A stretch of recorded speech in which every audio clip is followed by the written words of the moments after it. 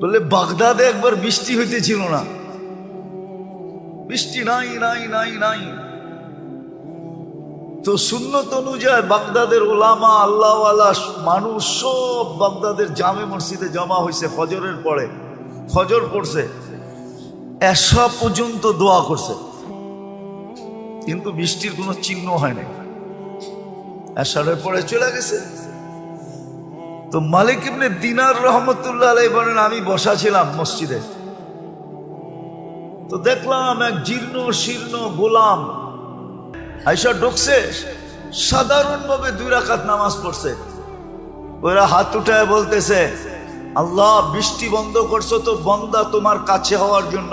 ফজরের পরের থেকে তো এশা পর্যন্ত সব মসজিদে বসা ছিল, এখনো তো বৃষ্টি দিলেন না, এক্ষণ দিবেন এক্ষণ।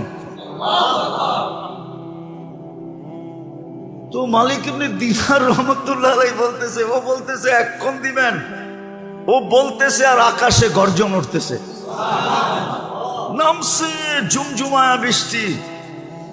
আমিও আটকায় গেছি, ও আটকায় গেছে। বৃষ্টি যতক্ষণ বর্ষণ হওয়ার প্রয়োজন ছিল বর্ষণ হয়েছে। ও মসজিদ থেকে বাহির হয়ে চলে গেছে। আমি দূরত্ব নিয়ে একটু পিছে পিছে গেছি, এক কোনায় জীর্ণ শীর্ণ বসে আছে। তো মালিককে ডাকলাম যে এই গোলাম বেচবা? এটা তো কোনো কামেরই না, এটা নিয়ে কি করবা? তো মনে মনে ভাবতেছে, মনে হয় আল্লাহই পাঠায় দিছে আমার উপরে সুযোগ। মালিক ইবনে দিনার রহমতুল্লাহ আলাইহি বলে, ডান, কিনা ফেললাম। টানার পরেও কৃতদার জিজ্ঞাসা করতেছে, মালিক তুই আমার এত দোষ শোনার পরও তুই আমাকে কিনলি কেন?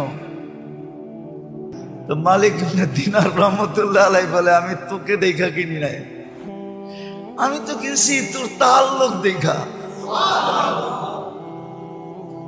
সারা বাগদাদ বসা ছিল ফজরের পরের থেকে, সপ্ত ফজরের পরের থেকে আসা পর্যন্ত বসা ছিল, বৃষ্টি তো হইল না। তুই এরকম কি বললি আল্লাহকে? 2 রাকাত পড়া ঝুমঝুমায় বৃষ্টি আসলো, আর তুই বললি এক্ষণ দেন। তো কি তো দাসী বলছে, মালিক সারাদিন কাজ করবো বটে, কিন্তু রাত্রে তুমি আমার সাথে থেকে কোনো কাজ নিতে পারবে না। যদি এই শর্ত হয় তো আমি যাইতে রাজি।